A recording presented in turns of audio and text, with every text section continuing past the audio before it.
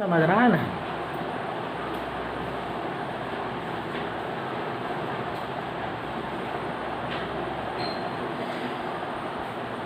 Good morning. तो आज हम लोग यूनिट 4 में फर्स्ट ऑर्डर रिएक्शन को जो पढ़ रहे थे, उस फर्स्ट ऑर्डर रिएक्शन के ढेर सारे इक्वेशन हम रेट कांस्टेंट के लिए आपको बता चुके हैं। अब सवाल उठता, जब गैसियस रिएक्शन होगा, रिएक्शन जब गैसियस होगा तो उसके लिए काम हम लोग कैसे करें गैसियस रिएक्शन के।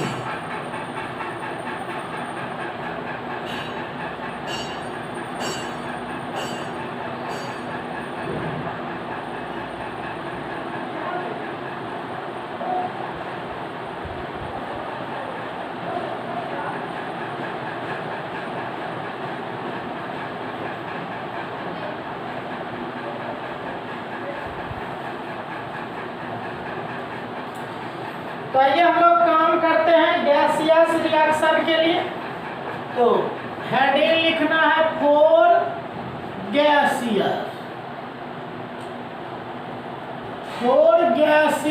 रिएक्शन। आइए देखते हैं गैसियस रिएक्शन के क्या। तो गैसियस रिएक्शन तो हम लोग मान लेते हैं कि एक गैसियस रिएक्शन निम्न है। तो लिखिएगा एक गैसीय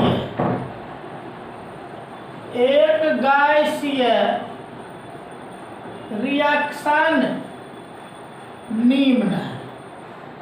तो एक गैसीय रिएक्शन निम्न है। तो देखो ये गैसीय रिएक्शन है। मान लो गैस ए है, ये टूट के दो गैस बनाता है। ये गैस बी बनाया और गैस सी बना, ये दो गैस बना। अब हम लोग मान लेते हैं, देखिए गैस जो होते हैं, गैस के समीकरण को हम लोग दाब के रूप में व्यक्त करते। तो हम लोग मान लेते हैं ये T जब 0 होता है तो उस समय इस गैस का दाब है PI। PI कहते हैं इनिशियल प्रेशर, प्रारंभिक दाब। तो PI। अब देखिए समय जब बीतते जाएगा तो इसकी मात्रा घटती जाएगी, और गैस जब घटती जाएगा तो दाब घटते जाएगा।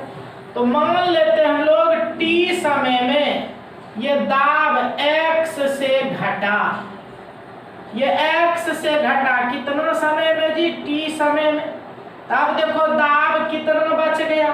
अब बच गया PI minus X, PI minus X। उसके बाद देखिए इधर एक है तो ये एक। तो शुरू में जब ये PI होगा तो ये दोनों 0 होगा, क्योंकि गैस B और C होगा ही नहीं, इसलिए इसका दाब 0। उसके बाद देखो ये जो एक टूटता है, ये दोनों एक बनता है, मतलब X से घटेगा तो इसका X से बढ़ेगा, इसका भी X से बढ़ जाएगा, इसका भी X से बढ़ जाएगा। तो इस तरह से देखो X से बढ़ जाएगा। तो T समय के बाद A का घट के हो जाएगा PI माइनस X, B का हो जाएगा X, C का हो जाएगा X।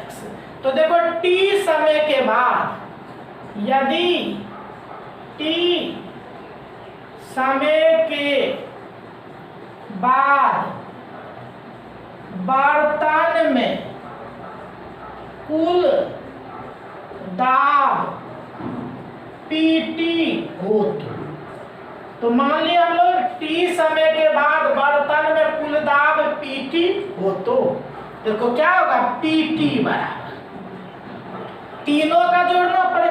ये भी है, इसका दाब घट के हो गया PI माइनस X, इसका दाब हुआ X और उसका भी दाब हुआ X। तो देखिए कुल दाब होगा डाल्टन लॉ पार्शियल प्रेशर के हिसाब से का बर्तन में कुल दाब सभी के दाब के योगफल के बराबर। PI minus X plus X plus X। तो देखिए ये माइनस X ये प्लस X कैंसिल हो गया।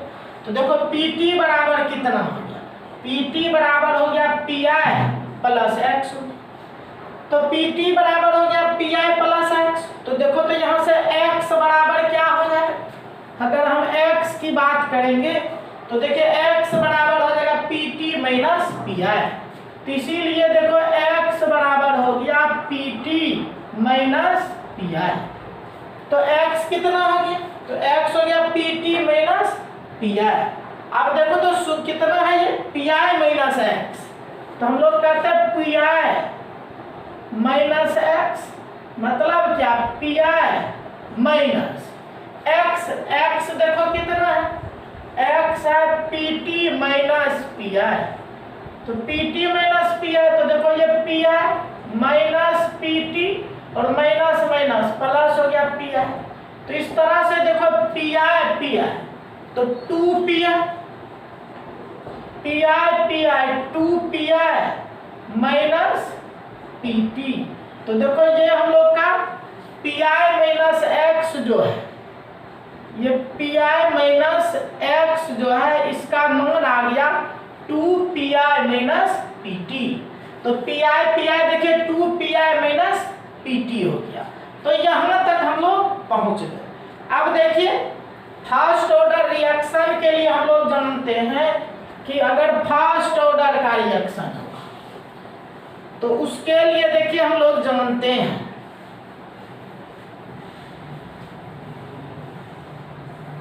तो फर्स्ट ऑर्डर के रिएक्शन के लिए जानते हैं, देखो तो फोर फर्स्ट ऑर्डर रिएक्शन। देखिए फर्स्ट ऑर्डर रिएक्शन के लिए हम लोग जानते हैं K बराबर 2.303/T, K बराबर 2.303/T लॉग शुरू वाला क्या कहते R nought by R nought by मतलब शुरू वाला बटे अंतिम वाला। तो आप देखो लिख सकते K बराबर 2.303/T लॉग शुरू वाला। तो शुरू वाला हम लोग कितना माने हैं Pi माने हैं, बटे अंतिम वाला क्या माने हैं Pi माइनस x। तो देखो ये हो गया K बराबर 2.303/T लॉग Pi बटे Pi माइनस x। पुनः लिख सकते हैं K बराबर 2.303/T, ये देखो लॉग Pi बटे Pi माइनस x, देखो लिखे Pi minus x 2Pi minus Pt। तो क्या 2Pi माइनस Pt। तो इस तरह से देखिए हम लोग इक्वेशन डिराइव कर लिए किसके लिए, अगर गैसियस इक्वेशन होगा तो गैसियस इक्वेशन के लिए ये सूत्र हम लोग प्राप्त कर लिए। तो ये पहले पता था, ये निकाले अभी ये निकाले। तो इस तरह से गैसियस इक्वेशन अगर रहेगा तो हम लोग ये काम कर सकते हैं। तो चलो ये गैसियस रिएक्शन के लिए हम लोग का सूत्र डिराइव हो गया। अब चलिए आगे बढ़ते हैं। तो आगे बढ़ देते हैं तो एक क्वेश्चन लिखे फर्स्ट ऑर्डर रिएक्शन के लिए, फर्स्ट ऑर्डर रिएक्शन के लिए अर्धायु का व्यंजक प्राप्त करें।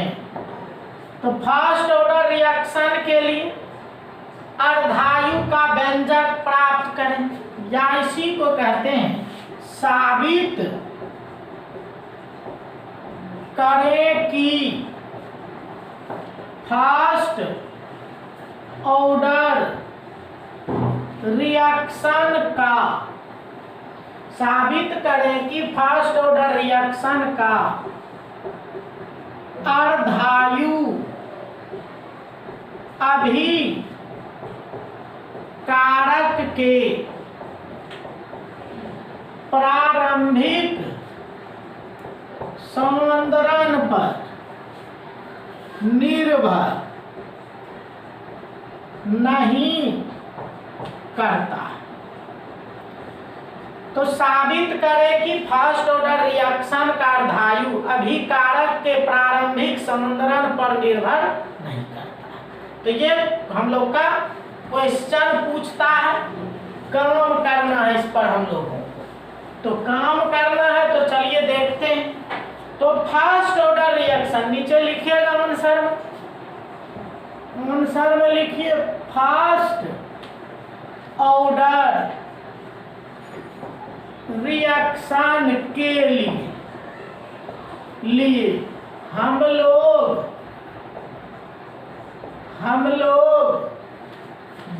जानते हैं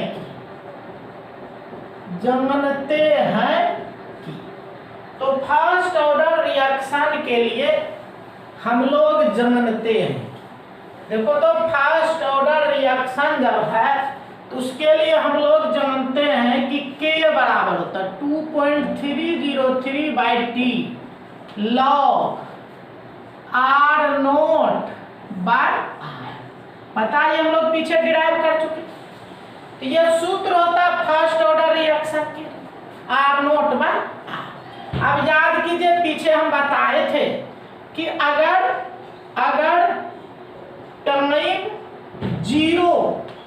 टाइम जीरो था तो उस समय हम लोग टाइम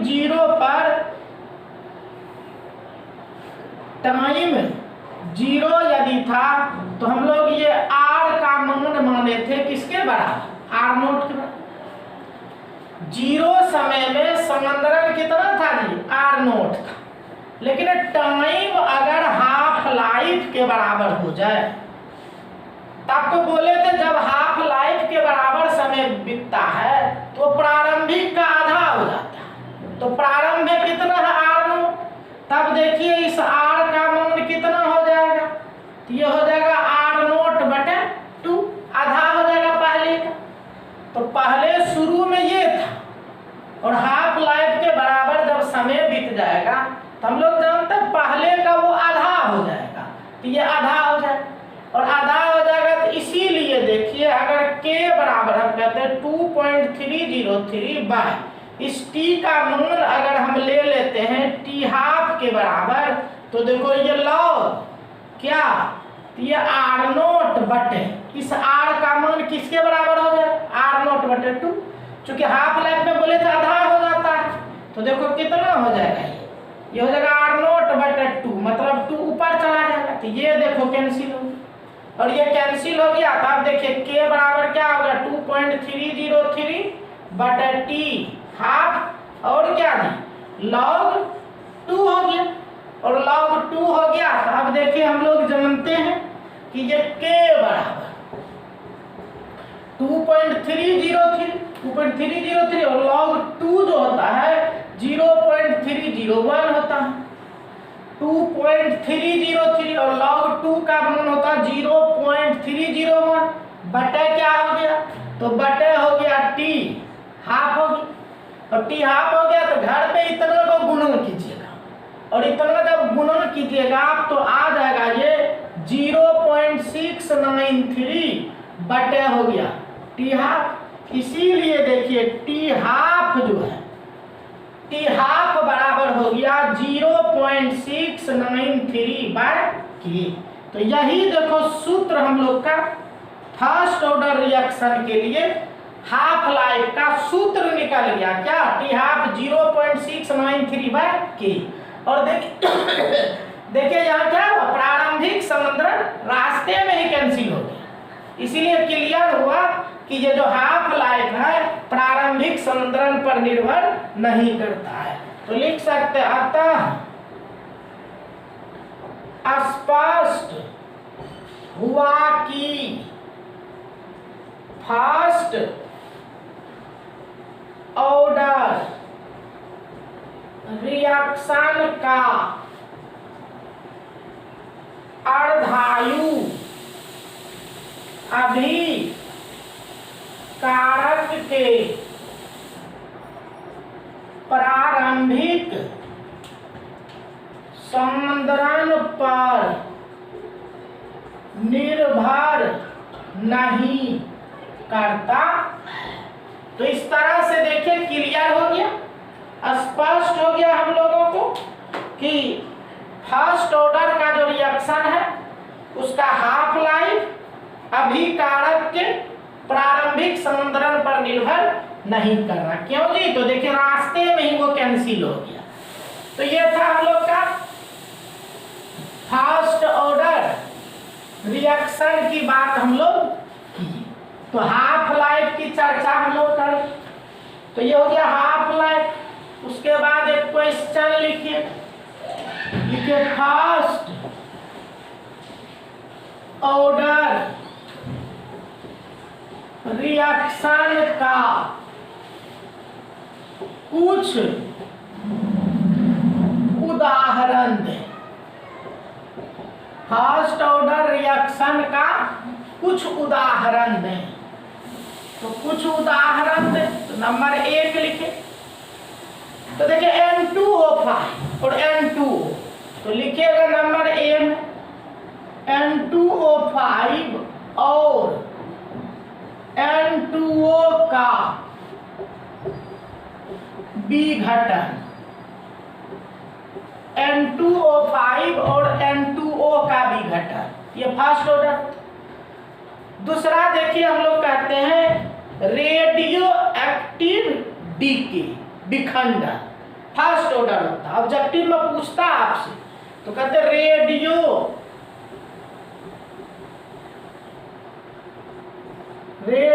एक्टिव विखंडन, ये भी फर्स्ट ऑर्डर होता है। फिर कहते हैं इथिलीन का हाइड्रोजिनेशन। तो इथिलीन का हाइड्रोजिनेशन देखो ये C2H4 इथिलीन हाइड्रोजन से क्रिया कीजिएगा तो C2H6। तो ये भी फर्स्ट कोटि का उदाहरण है। तो इस तरह से याद रखिएगा N2O5 और N2O का विघटन, रेडियो एक्टिव विघटन, ये भी पूछते रहता है, फर्स्ट ऑर्डर होता है। और इथिलीन का हाइड्रोजिनेशन, इथिलीन प्लस H2, तो इस तरह से। तो ये आपके फर्स्ट ऑर्डर रिएक्शन का कुछ उदाहरण हो गया। तो इस तरह से देखिए हम लोग फर्स्ट ऑर्डर रिएक्शन को डिटेल से पढ़ लिए हैं। अब पढ़ना हम लोगों को शून्य कोटि का रिएक्शन।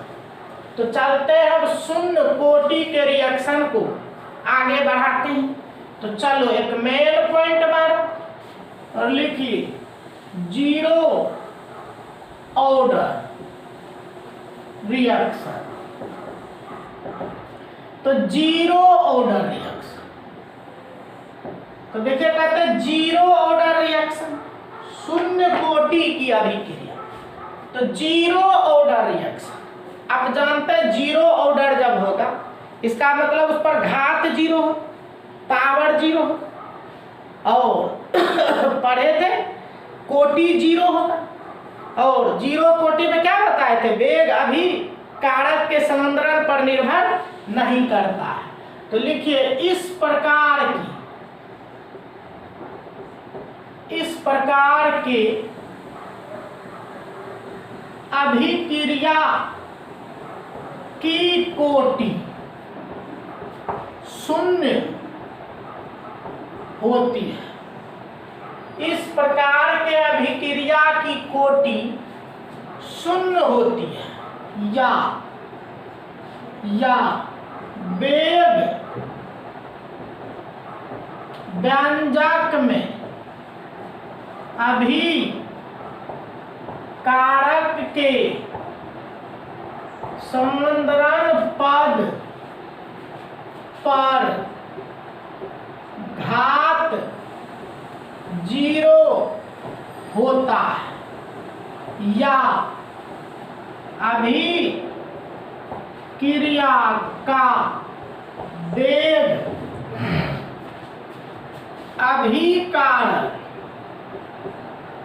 अभिकारक के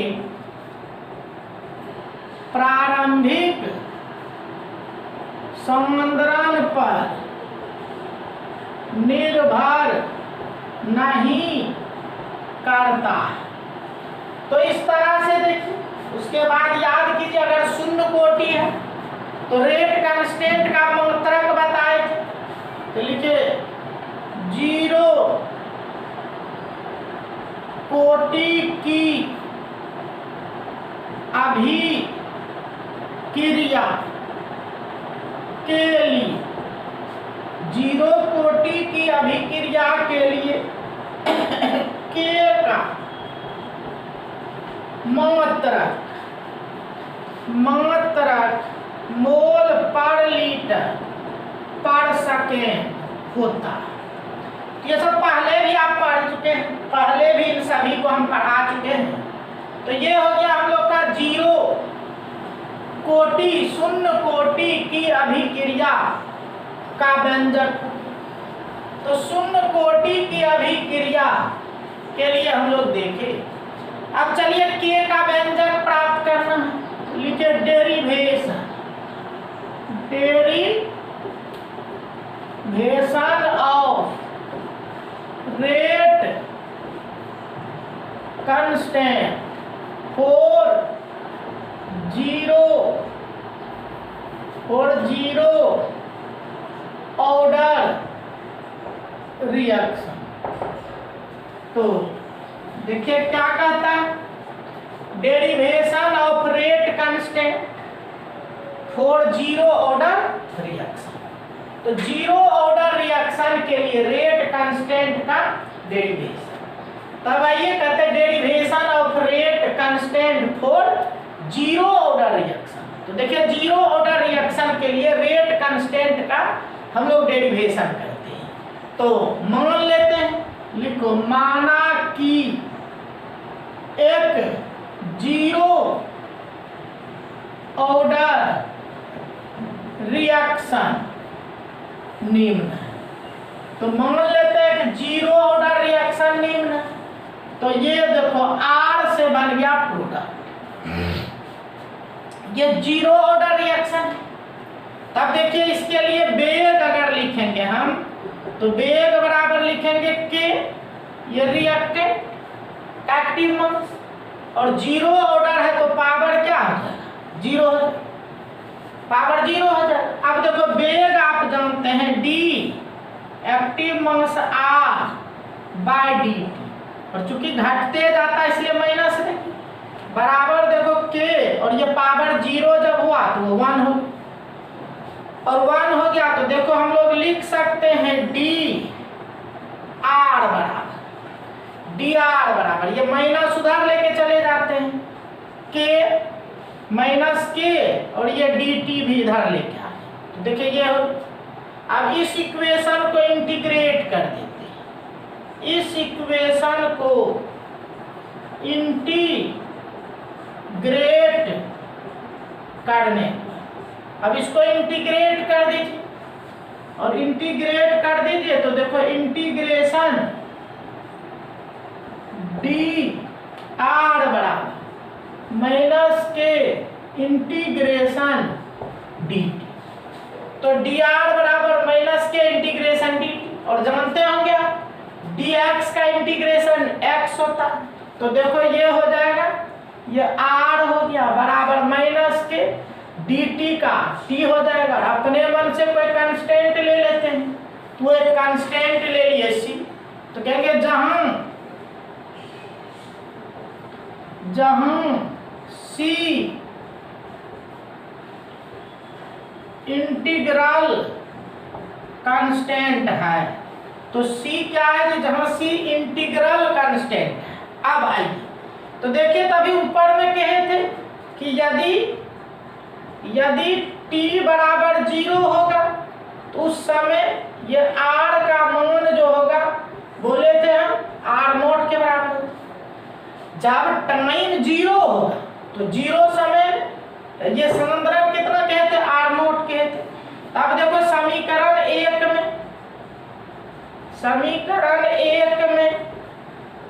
में t बराबर 0 लेने पर, तो समीकरण 1 में t बराबर 0 ले लीजिए, और t बराबर 0 ले लीजिए, तो देखो ये क्या हो जाएगा, r0 बराबर माइनस के t का मान हो गया 0 प्लस c। तो देखो c बराबर कितना निकल गया, c बराबर निकल गया हम लोग का r0। तो c बराबर निकल गया r0। अब क्या करते हैं, समीकरण 1 में सी का मान रख देते हैं। तो समीकरण 1 में सी का मान रख देते हैं, तो लिखेंगे नीचे समीकरण 1 में सी का मान रखने पर, तो समीकरण 1 में सी का मान रख दो, तो देखो क्या हो गया, आर बराबर माइनस के टी प्लस सी बराबर क्या हो गया, तो सी हो गया आपका आर नोट, तो आर नोट हो। तो देखिए इधर अगर हम के टी को ले आते हैं तो के टी बराबर क्या हो गया, ये आर नोट उधर चला जाएगा, ये आर हो जाएगा।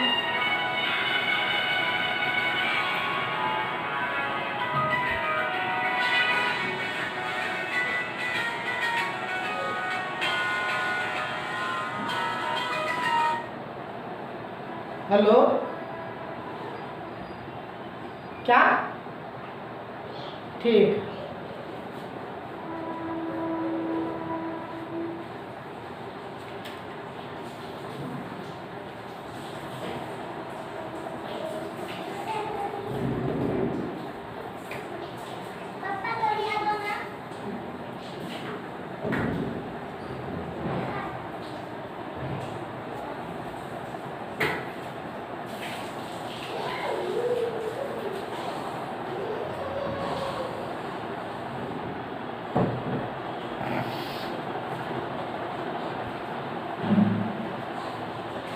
तो देखिए हम लोग आ गए के टी बराबर हो गया आर नोट माइनस आर, इसीलिए देखो के बराबर हम लोग का निकल गया क्या, R nought minus R by T. तो इस तरह से देखिए हम लोग का सूत्र प्राप्त हो गया। तो जीरो ऑर्डर रिएक्शन जो है शून्य कोटि का रिएक्शन, उसके लिए हम लोग के का व्यंजक प्राप्त कर लिए।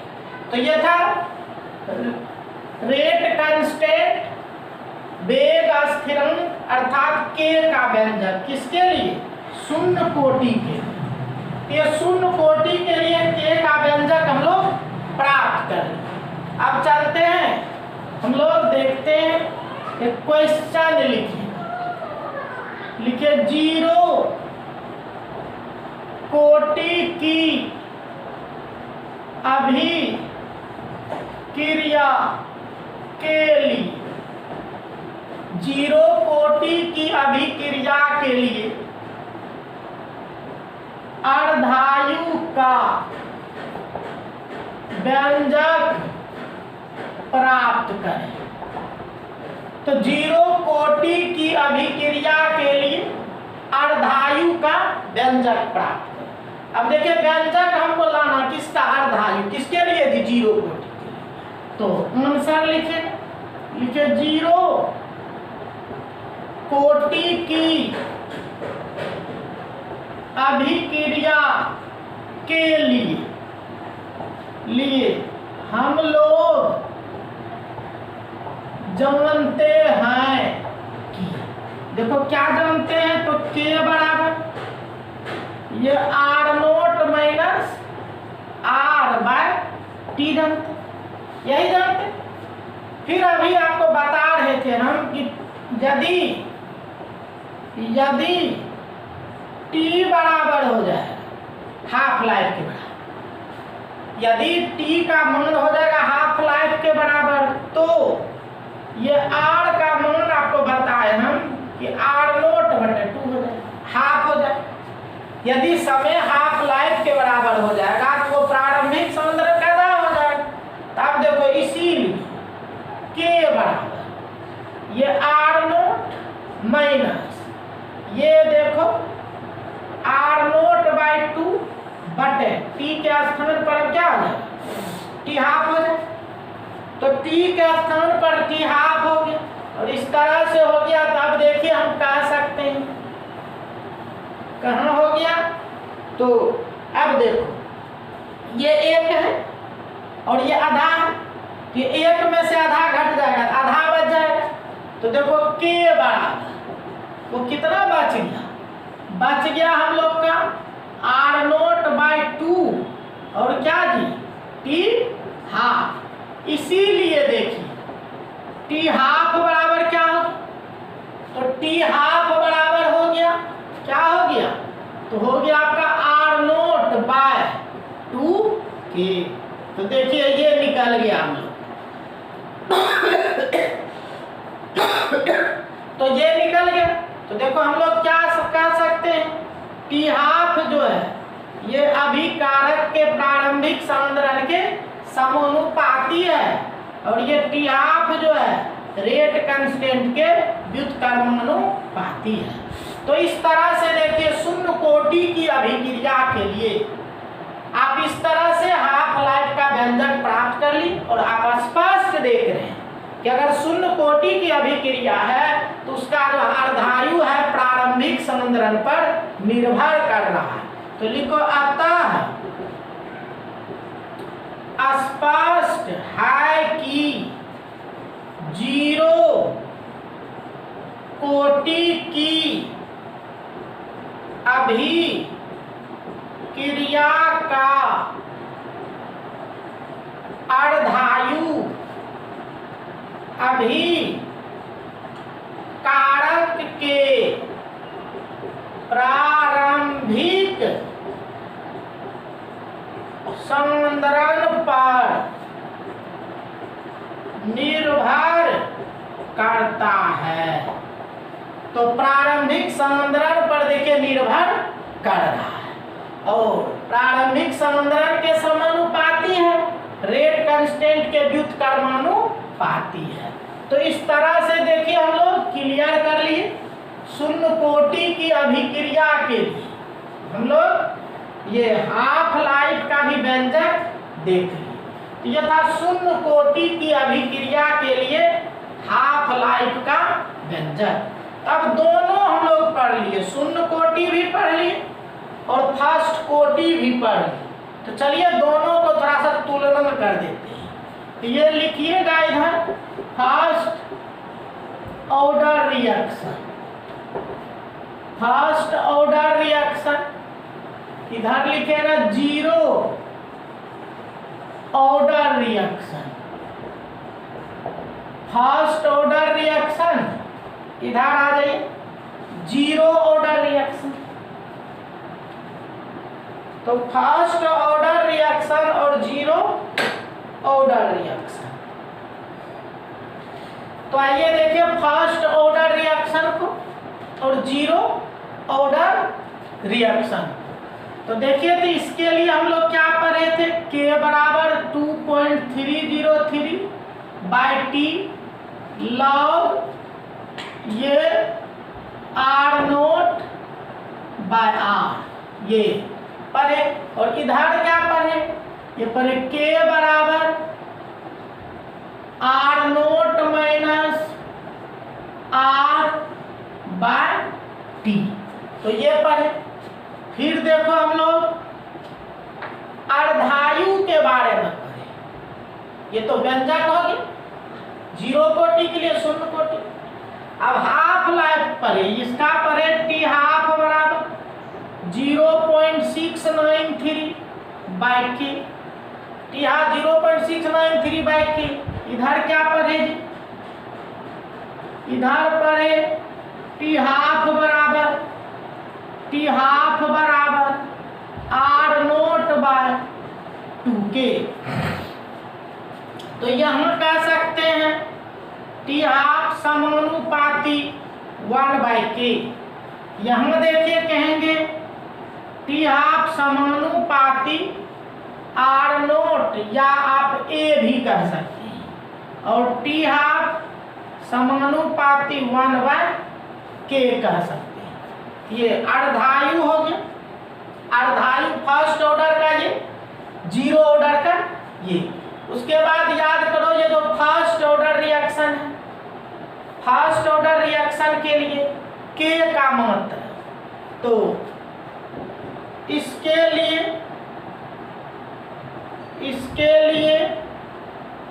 K का मात्रक पढ़ सकते सेकेंड होता है। और इधर आ गई, इसके लिए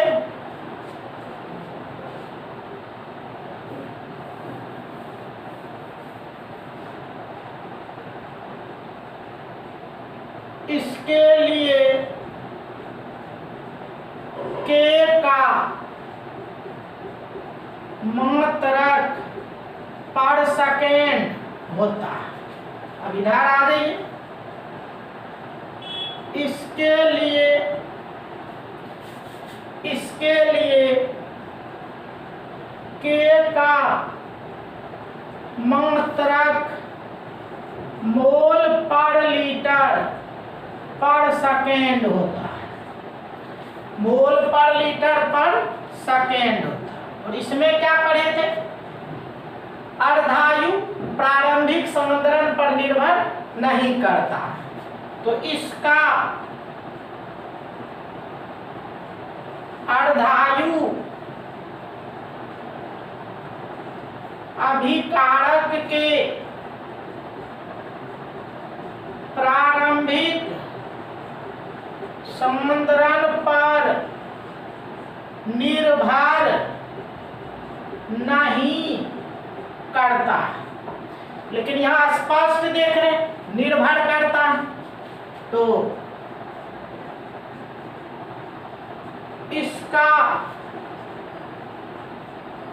अर्धायु अभिकारक के प्रारंभिक समीकरण पर निर्भर करता है। तो इस तरह से देखिए, थोड़ा सा हम तुलना भी कर दी, कंपैरिजन भी कर दी, फर्स्ट कोटि और जीरो कोटि दोनों। अब दोनों को संभाल के रखिए, दोनों में पूछते रहता आपको, चूंकि दोनों को डिटेल से पढ़ना था। ये था फर्स्ट ऑर्डर और जीरो ऑर्डर का तुलनात्मक अध्ययन। तुलना करके हम लोग अध्ययन कर लिए। तो ये हो गया शून्य कोटि और फर्स्ट कोटि के बारे में तुलनात्मक अध्ययन। अब कुछ उदाहरण पूछता आपसे, एक क्वेश्चन लिखिएगा, लिखिए जीरो कोटि की अभिक्रिया का कुछ उदाहरण दें। कहता जीरो कोटि की अभिक्रिया का कुछ उदाहरण। कहता शून्य कोटि की अभिक्रिया है, उसका कुछ उदाहरण है। ये शून्य कोटि की अभिक्रिया का कुछ उदाहरण देखते हैं। तो नंबर ए लिखिए, H2 gas Cl2 gas 2HCl gas. ये कितना बार पूछा है, पूछ चुका आपसे बहुत बार। शून्य कोटि का ये उदाहरण है। बी लिखो, 2NH3 गैस, ये प्लेटिनम। तो N2 gas plus 3H2 gas. तो N2 gas plus 3H2 gas. तो प्लेटिनम के सतह पर अमोनियम को जब तोड़ते हैं, ये भी शून्य कोटि का रिएक्शन होता है। सी कहते हैं 2H है, तो H2 प्लस I2। तो इस तरह से कुछ एग्जाम्पल हम लोग देखें शून्य कोटि की अभिक्रिया के बारे में। तो यह शून्य कोटि की अभिक्रिया का कुछ उदाहरण भी हम लोग देख लिए। तो यह था शून्य कोटि की अभिक्रिया का एग्जाम्पल। तो चलिए ये एग्जाम्पल भी हो गया। अब चलिए मेन पॉइंट दें, और एक मेन पॉइंट देके लिखिएगा, रेट कांस्टेंट की विशेषता है। रेट कांस्टेंट की विशेषता है। तो पते हैं ये जो रेट कांस्टेंट होता है इसको डिनोट करते हैं किस। तो रेट कांस्टेंट की विशेषता, तो रेट कांस्टेंट की विशेषता हम लोग देखते हैं। तो नंबर 1 लिखिए। अब देखो ये जो रेट कांस्टेंट है बहुत बार बताए, इसका मान ताप पर निर्भर करता है। तो लिखिए इसका मान ताप पर निर्भर करता है। इसका मान ताप पर निर्भर करता। फिर बताए, याद कीजिए, भिन्न भिन्न कोटि की अभिक्रिया के लिए के का मतलब भिन्न भिन्न होता है। तो भिन्न भिन्न कोटि की अभिक्रिया के लिए के का मात्रा भिन्न भिन्न होता है। तो भिन्न भिन्न कोटि की अभिक्रिया के लिए के का मात्रक भिन्न भिन्न होता है। दूसरा, तीसरा देखिए ये है क्या है। अब देखो तो अगर हम लोग वेग लेते हैं तो वेग बराबर करते हैं ये अभी का। अब सोचिए इसका मान अगर हम लोग इकाई ले लेते हैं, ये इक्वल टू यदि 1 ले लें तो देखो वेग बराबर किसके बराबर हो जाएगा, के बराबर। तो हम लोग कह सकते हैं जब किसी भी अभिक्रिया के वेग व्यंजक में ये अभिकारक का जो एक्टिव मास है वो हम लोग इकाई मान लेते हैं, तो उस समय जो वेग होगा उसी को क्या कहते हैं, वेग स्थिरांक कहते हैं।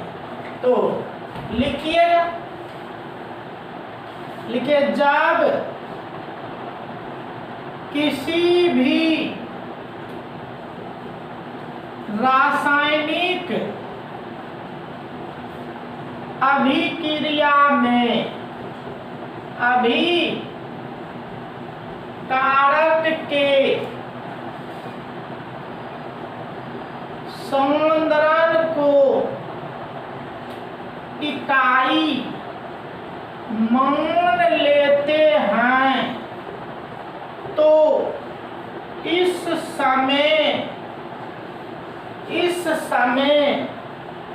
अभिक्रिया का जो वेग होता है उसे ही क्रिया का जो वेग होता है उसे ही जो वेग होता है उसे ही वेग स्थिरांक कहते हैं। उसी को हम लोग क्या कहते हैं, वेग स्थिरांक कहते हैं। ये वेग स्थिरांक को हम लोग देख लिए कि ये वेग स्थिरांक क्या है। अब देखिए ये जो वेग स्थिरांक है, वेग स्थिरांक जो होता है वो अभिकारक के सांद्रण पर इसका मान निर्भर नहीं करता। तो लिखिए इसका मान अभिकारक के सांद्रण पर निर्भर नहीं करता। तो ये जो के है इसका मान अभिकारक के सांद्रण पर निर्भर नहीं करता। तो अभिकारक के सांद्रण पर के का मान निर्भर नहीं करता। और लास्ट लिखिएगा, के का मान जितना ही अधिक होता है अभिक्रिया का वेग उतना ही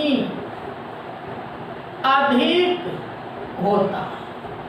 तो के का मान जितना अधिक होता है, अभिक्रिया का वेग उतना ही अधिक होता है। तो चलिए ये कुछ हम लोग रेट कांस्टेंट के बारे में सीखे। अब देखिए हम लोग को इस दोनों में क्वेश्चन लिखिए वेग और वेग स्थिरांक में अंतर लिखें। तो कहता वेग और वेग स्थिरांक में अंतर लिखें। ये पूछा जाता आपसे वेग और वेग स्थिरांक में अंतर लिखें। तो देखिए क्या अंतर है वेग और वेग स्थिरांक में।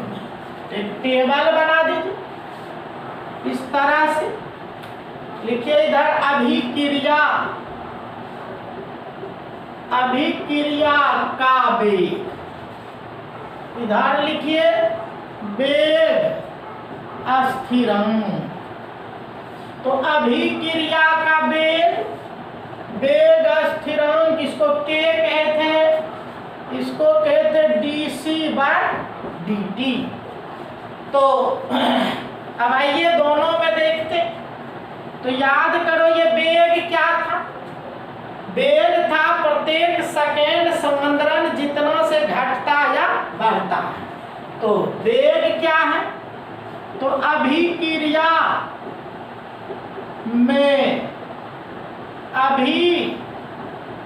अभिकारक का संवंदरण प्रत्येक सेकेंड जितना से घटता है और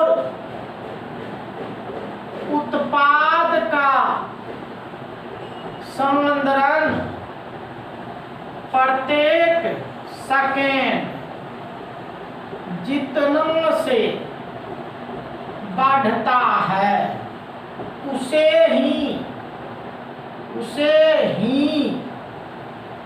अभिक्रिया का वेग कहते हैं।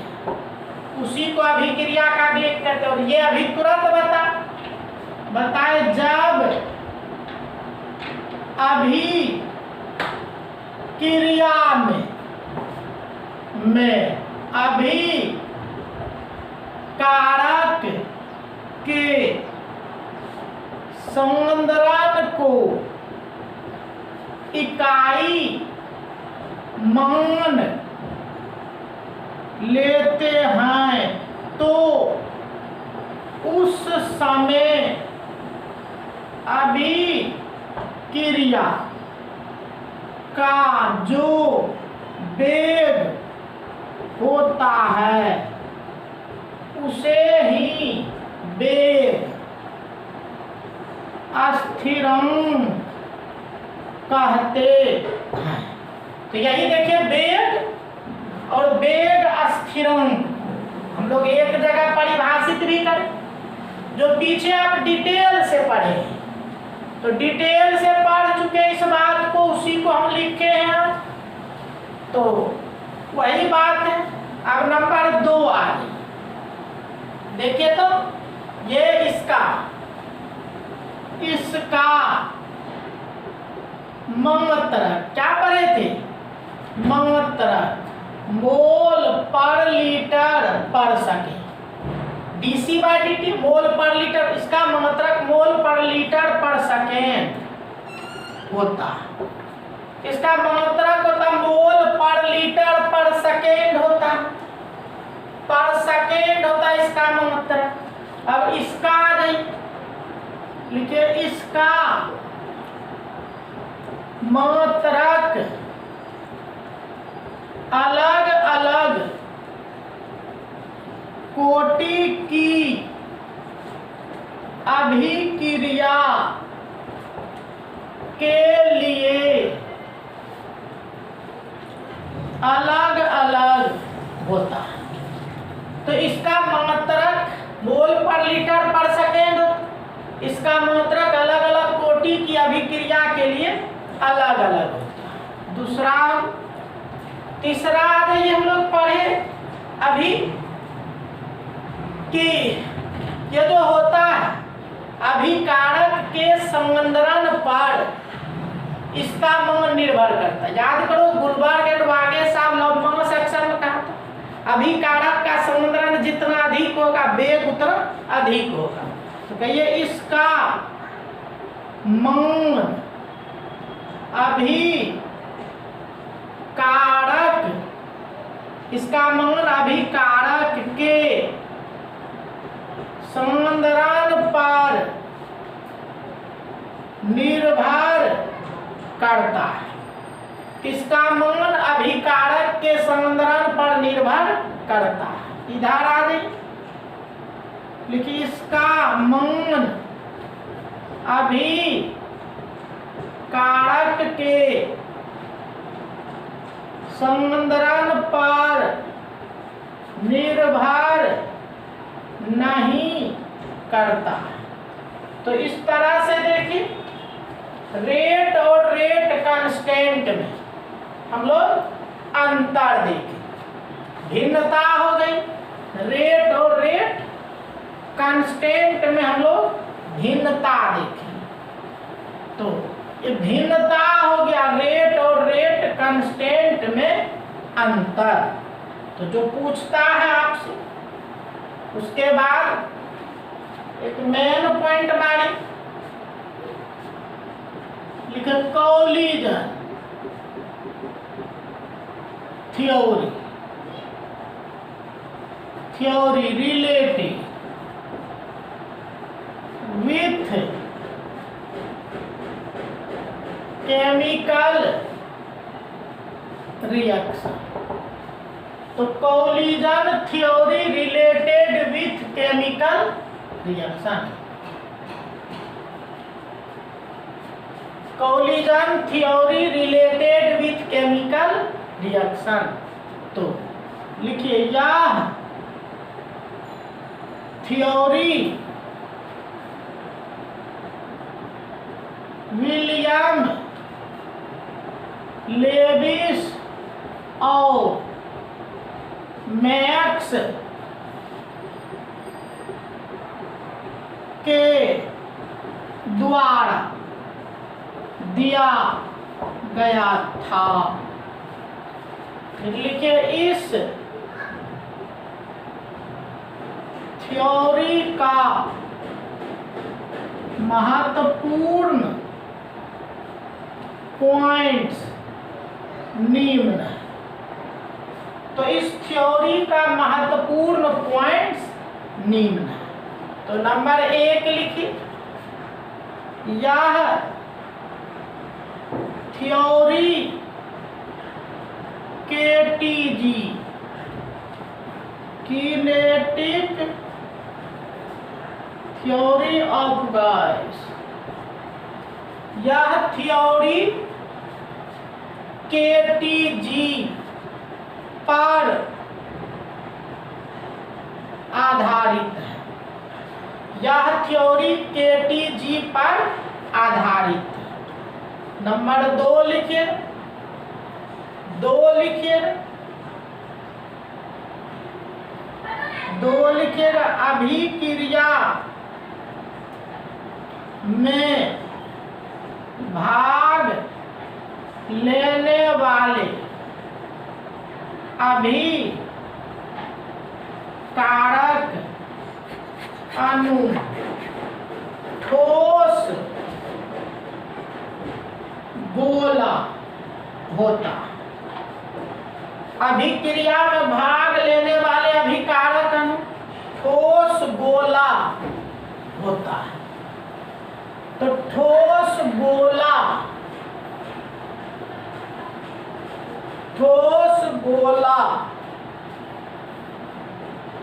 के जैसा होता है। दूसरा नंबर 3 लिखे, 3 लिखिए जब अभी कारक अणु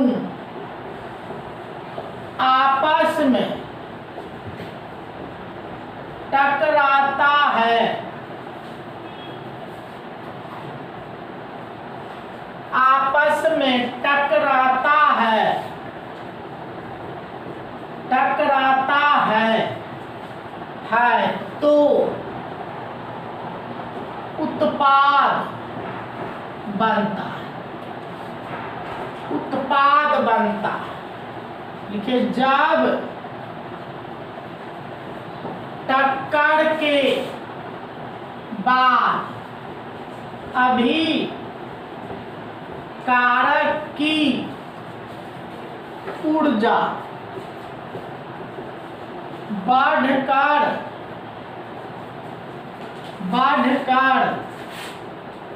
देहली ऊर्जा के बराबर हो जाता है तो अभी क्रिया में उत्पाद बन जाता है और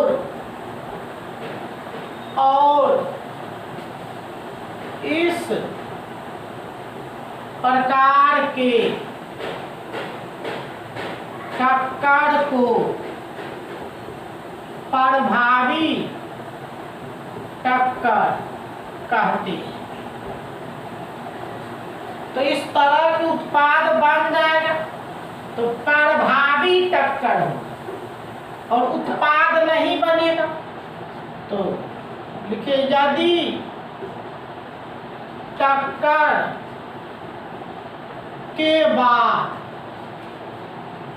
अभी कारक की ऊर्जा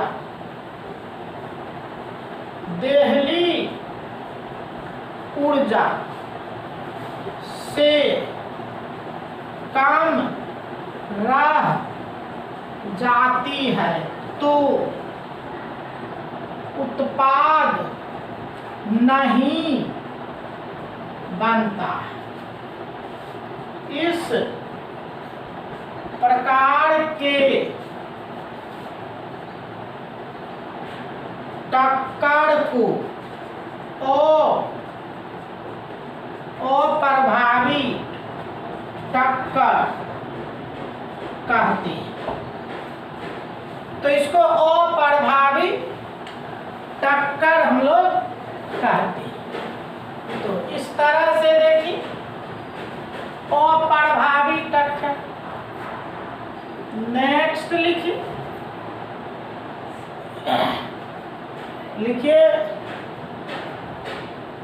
अभी कारक के मिश्रण के इकाई आयतन में प्रत्येक सेकेंड जितना टक्कर होता है उसे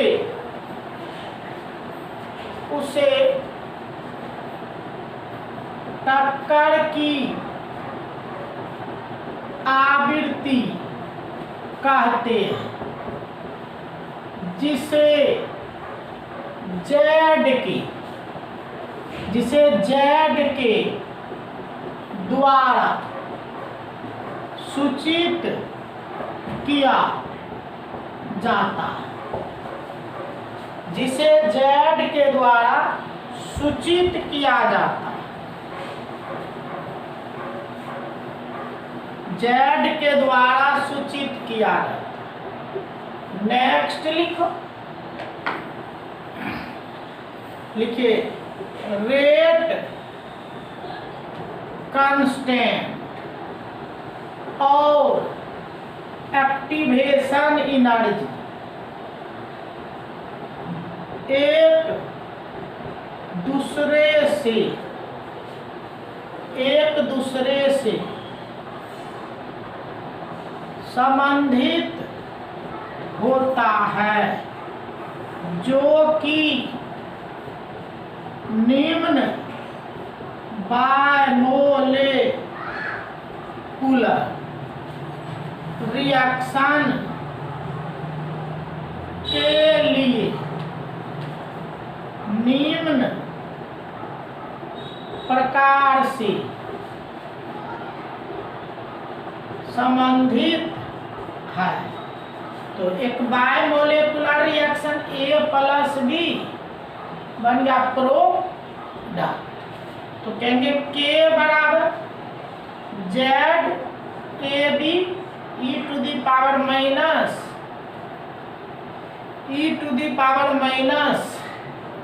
EA बाय RT। तो देखो यही रिलेशन है। तो K बराबर ZAB e to the power minus EA बटे RT। तो यही रिलेशन है। ये जो ZAB है अभिकारक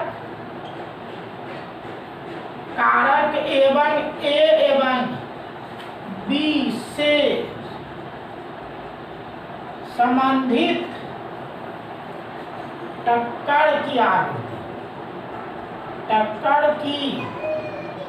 आवृत्ति। तो अभिकारक A एवं B से संबंधित टक्कर की आवृत्ति है, ये आवृत्ति है। ठीक है। तो यहाँ पे आपका जो ये यूनिट 4 चल रहा है उसका थ्योरी आज यहाँ पे अंत कर दिया। तो थ्योरी की जो बात है इस यूनिट 4 में जितना भी थ्योरी था सबको हम अच्छी तरह से डिटेल से समझाते हुए कर दिए हैं। जो ऑफलाइन में आते हैं ठीक है, जो ऑनलाइन में पढ़ते हैं इसके माध्यम से आप पढ़ेंगे। क्वेश्चन बैंक देखिएगा, सब देखिए, सभी क्वेश्चन अब आपसे डील हो जाए।